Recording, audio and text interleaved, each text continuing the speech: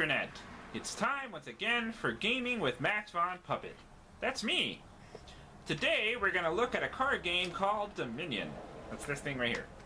So, Dominion is a cool game. It's made by Rio Grande Games, who I found out while doing some research for this video makes just a whole bunch of games, a lot of which I've never heard of, so I'm going to have to give them another look and check out some of their stuff for future episodes. But Dominion is what we're talking about today. And Dominion is it's a neat game. It's a deck building game, which means that unlike games like Magic the Gathering, where you have your deck pre-built before the game starts, in Dominion you build your deck as you go along, which makes it kind of fun in my opinion. So here's how it works. So the deal in Dominion is that you are a lord, like a small king or a duke or something, and you have some land that you inherited from your parents. But unlike your parents, you're a rather ambitious sort, and you want to increase your land holdings. And that's where these cards come in. These are the victory cards right here. You can see you've got estates, duchies, and provinces, and they're worth various different points. And the object of the game is to try and get as many of those as you possibly can so you can have as many points as possible by the end of the game. There's also these curse cards that take points away during the game. They're usually not played in the basic game, but they do appear in more advanced versions of the game. And then, of course, here you've got your trash pile, which is the discard pile as you play the game.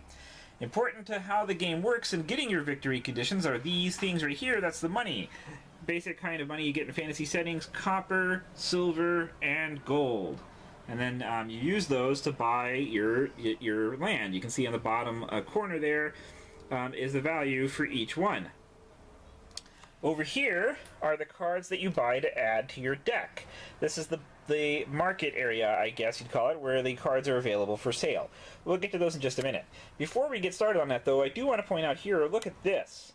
Look at all these cards that are in the box that we're not even using. These are extra cards that you can add to your game as you're playing. Not as you're playing, but, you know, instead of setting up with these right here, I set up with the basic game setup here. But you can play with a random setting or some other settings where you purposely pick the cards that you want that come out of this box, and it allows for all kinds of replayability because you're using different cards every time you play, and I think that makes the game a lot of fun.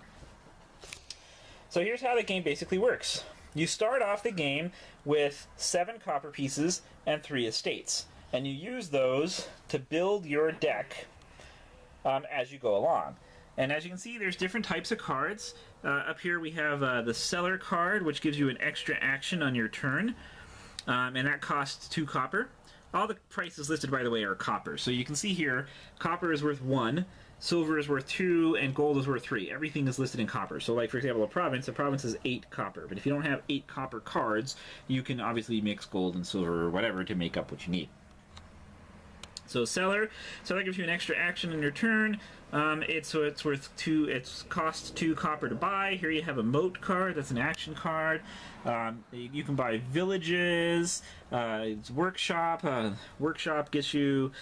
You get a card worth up to 4 copper for having the workshop. The woodcutter gives you an extra buy action. Plus some gold. The militia also gives you some extra gold, and every other player discards down to 3 cards in their hand. There's all kinds of neat stuff. As you can go along, you'll see there's all these really cool cards as you play the game. It works like this. Each turn has 3 phases. The action phase, in which you can play an action, such as all of these cards, in fact, are labeled as action cards. So you can play any of these cards anytime you want. So you can play the remodel card, which allows you to trash a card from your hand to gain a card costing up to 2 copper more than the trashed card. So if I wanted to get a really expensive card, I could trash like a market from my hand, and that's a 5 gold cost card or copper card, and then I would get a card that costs up to 2 copper more, so up to 7. So that's pretty cool. Then you have the buy phase, in which you can buy cards. This is how you increase your deck. Like I said, you start off, you've only got 7 copper and the 3 estates. The estates don't actually go, actually the estates do go in your hand, yeah. And that's your hand. You use the 7 copper and that's your deck, the 7 copper and the estates. And then you draw cards and you play them as you go along, so you're going to want to use your copper to buy cards to increase your deck and increase the stuff you can do every turn, and that's where the buy phase comes in. Then there's the cleanup phase, which the player must discard both played and unplayed cards and draw 5 new cards. Discarding is different from the trash pile. We'll get to the trash pile in just a second. As I said before, the action phase is pretty simple. You can play 1 action card and then just do what that card says. I skipped a little bit in the beginning there. At the beginning of every game, at the beginning of your game before you start, like I said, you get your starting cards that makes up your deck. You shuffle them together, and you make your deck out of it, and then you draw 5 cards, and that's your starting hand.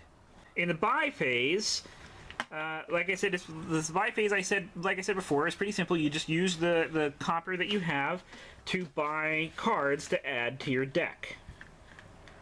You can't purchase cards from the trash pile, obviously, but you can purchase any other card on the table. But you have to have the right amount of copper in your hand to buy the card. And then the cleanup phase is pretty self-explanatory. And the game keeps going like that. So there's not really any like straight-up attacking of your opponents in this game, but you can do things to mess up your opponent as you're playing, such as this, the militia card I showed you earlier, which allows you to force your players to discard cards in their hand, which would, of course, make it more difficult for them to buy new cards as the game goes on. And then other cards give you more stuff you can do. This one gives you an extra card to draw into your hand, plus 2 more actions that you can play during the action phase, which can do a lot. And there's strategies. You might want more of one particular type of card than you want of another.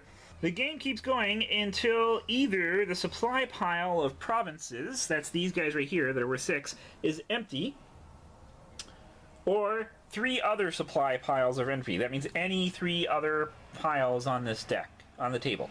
As soon as 3 of them are empty or there's no more provinces left, game ends. And at that point, you count up all of your victory conditions, all of your victory points, and add them together, and the one with the most victory points ends. If you are unlucky enough to have a curse card, you have to subtract that from your victory total. That's the negative part about the curse. That's why you don't want those. That's why they're curses. And that's basically how it all works. I went over it kind of quick, and it's a little complicated, but it is a lot of fun to play. And once you start going, it's pretty easy to get the hang of it. And there you go. So that's it. I won't say basically, because as you saw, it's kind of a complicated game, and you can get really complex with the more cards you add, some of the advanced cards that you add to the game. This here is just a basic box set. There's an advanced box set you can get with more cards in it, and there are also a number of expansion sets you can buy that just add all kinds of cards to the game as you play. I really like this game. It's a whole lot of fun. It's readily available in all kinds of places. Your friendly local game store, like, for example, Villainous Lair Games. Yes, I'm going to plug them a lot because they were just really great to me at International Tabletop Day. And, also Amazon and other stores online. So go check it out. I think it's great, and it's a lot of fun. So until next time, keep playing games. Bye!